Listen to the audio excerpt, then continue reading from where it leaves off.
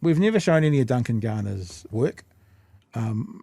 Most of the work he does is pretty, for want of a better word, alt-right coded, certainly far-right coded. All you need to do is have a look at his thumbnails to see how his switch has gone this year from where he was last year. I haven't set this up or queued this up, so we don't know, but let's see. There we go. Māori no show. Luxon's office is a mix. Luxon is fucked.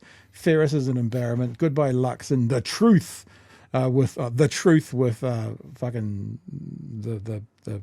the ventriloquist puppet. The cost of crisis is Hipkins' mess. New Zealand gambling in crisis. Rates revolt.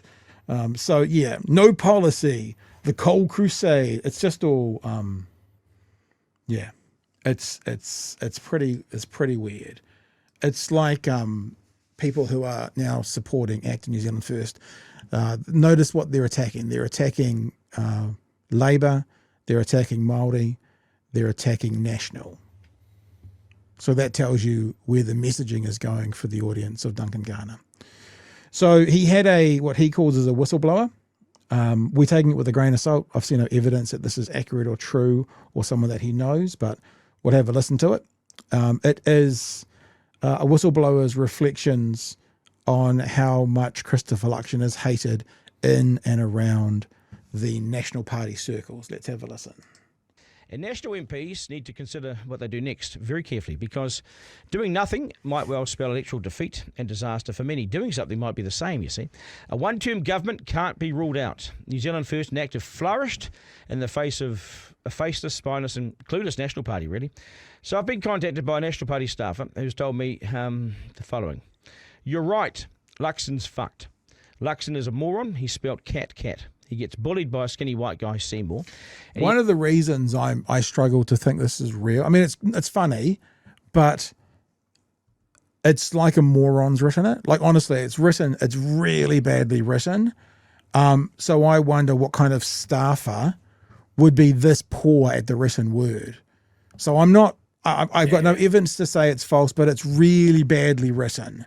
Like they could find out who this person was by just going into Luxon's office and finding the dumbest person in the room, if this indeed came out of there. Luxon is a moron. He spelt cat. He gets bullied by a skinny white guy, Seymour, and he has no idea what the Kiwi struggle is. Massive wanker, weak as piss.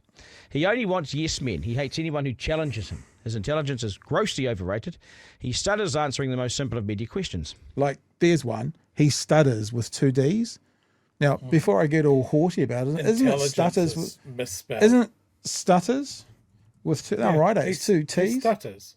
Yeah. And intelligence is misspelled. Is it? Yeah, it's missing an N. Yeah. So either this person who's written it is a moron because they've just cut and pasted it, or whoever's producing this for Duncan Garner is less than a moron. Both could be true. And saying all of that, the reason I'm playing is it does ring with some truth. He wants yes men. He does stutter. We know that. We've been saying that since day one. When he's lying or looking for a lie, he stutters. That's our observation. So I see some truth in this, which is why I thought it was worth playing. His intelligence is grossly overrated. He stutters answering the most simple of media questions. Compared to my time in Keys Beehive, it's a joke. No one respects Luxon. Not MPs, not staff, not anyone other than his insulated bubble. Over beers, everyone talks shit about him and his office. The Prime Minister's office, fuck everything they touch, especially the hookers, which is the Michael Forbes issue. All the writing is on the wall for a wipeout next year. They're beyond the point of no return. National will hold heartland electorates, so Bish, Chris Bishop, Nicola Willis, and Paul Goldsmith, etc. could be gone if there are fuck all list seats to rely on. The glory days of Keys polling are long gone. National is about to implode. You can feel it. There's no guarantee Erica Stanford and Bish could lead them into a second term, he says. The number of MPs sitting at their desks thinking, fuck this, what's the point? We're fucked, will be growing by the day. Another era there with the we're fucked. You notice that? Camps have been forming for months. It is a stunning takedown. Well, this is where we'll leave it. He goes commentary on it now. I mean, I'm now that I'm doubly reading it and listening to it again, I'm less inclined to believe it. Like I said, if that is from a staffer, Maybe it's from the person who takes the bins out of the staffer's office. No offense. But it doesn't feel real to me, but we have no evidence otherwise. But I also think, this guy that we were looking at, this blimmin' waste of space, he's supposed to be a journalist. It's journalistic practice when you have a spelling mistake, you either put the brackets around it and the accurate word in there, or you put brackets with SP at the end. So you ignore. So no one even at Garner's show has picked up on all those errors in that. So either it's come like that and they've sent it out like that, crediting a staffer, they've made the mistakes, or they've missed the mistakes. None of those solutions are particularly trustworthy ones, Chewie. Yeah. It doesn't have the ring of truth to me. When you read something, you're like,